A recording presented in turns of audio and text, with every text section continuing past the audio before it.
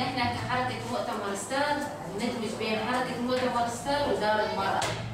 حركة مؤتمر ستار حركة طوعية يعني تنظم نفسها بنفسها، حركة تخص المرأة يعني لازم أي مرأة تكون هي يعني تكون تخدم ذاتها بذاتها.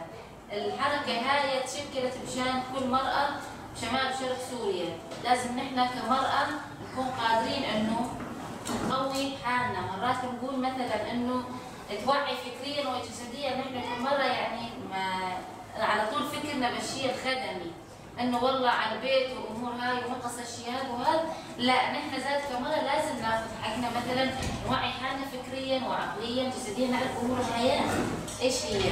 اما لما اضل انا حالي بغالب وبالبيت وهاي ما راح نتوعي، يعني احنا كل همنا انه ما جت مي ما جت خبز ما جاء مازوت، احنا كنا بحاجه هالامور هاي، نحن كنا يعني الشعب كله يعرف هالشيء هذا، بس لازم نحن كمرأة. احنا اليوم لما اندمجنا المرأة والرجل مع بعض وبدنا نحكي مشان يتوعونا الطرفين، اما انا اوعي طرف واخلي طرف ما نصل نتيجه. حالات القتل تكون نلاقيها كثرانة بهالوقت هاي، بالقصد او بغير قصد، حالات الانتحار، حالات الخطف، زواج القاصرات، تعدد الزوجات، كل الامور هاي صايره كله وين يصير على المرأة. ليش مرات نقول اكثر القتل القصد او الغير قصد؟ ليش بس المرأة هي تموت مثلا؟ مرات انا والله بقصد سوى سلاح وضربها وهالامور هاي، نحن ليش ما نفكر انه ليش بس المرأة هي اللي تنتهي؟ ليش ما نقول رجل قتل غير قصد مثلا؟ ليش الطلاق للمرأة؟ ليش الزوجة الثانية تجي على المرأة؟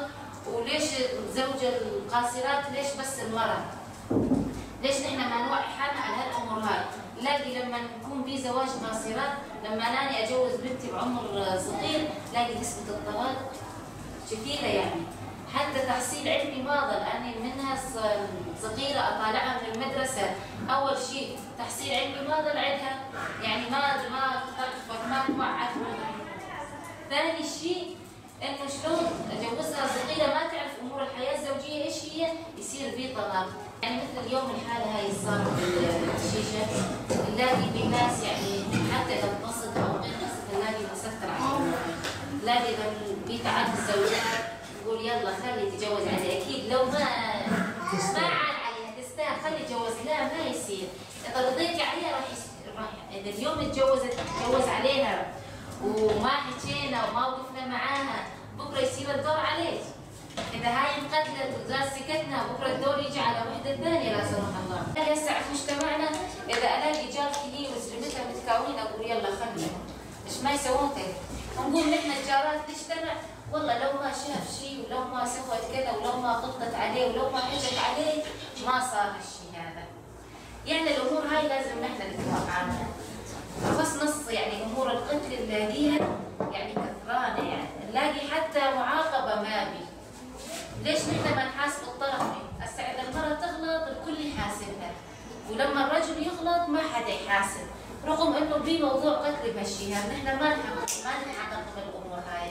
يعني احنا لازم انه نكون واعيين بهالامور هاي، توعي يعني باحترامكم للطرفين، تتجاوزون كل الامور حتى ضمن العيله، يعني تبني على اساس ديمقراطيه، على اساس فكر، على اساس توعيه.